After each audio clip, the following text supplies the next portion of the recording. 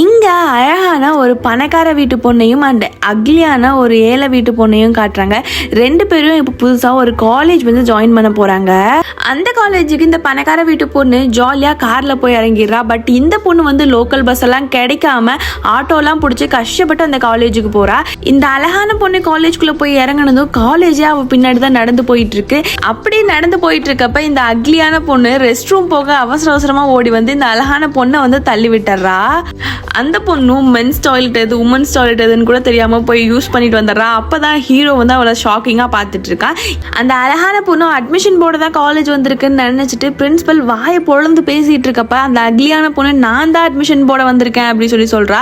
அவர் அதெல்லாம் கண்டுக்காமல் அந்த பொண்ணுக்கிட்ட பேசிகிட்டே இருக்காரு. ஒரு வழியாக அந்த பொண்ணு கிளம்புனதுக்கப்புறம் இவளுக்கு தூசு தட்டி ஃபார்ம் எல்லாம் எடுத்து கொடுக்குறாங்க. அப்போ தான் சொல்கிறாங்க நீங்கள் தான் இந்த டிபார்ட்மெண்ட்டில் இருக்க ஒரே பொண்ணு அப்படின்னு சொல்லிட்டு. இப்போ ஹவுராங் அப்படிங்கிற ஹீரோ கிட்ட வந்து கூட்டிகிட்டு போகிறாரு. இவரும் அதே டிபார்ட்மெண்ட்டில் தான் இருக்காங்க.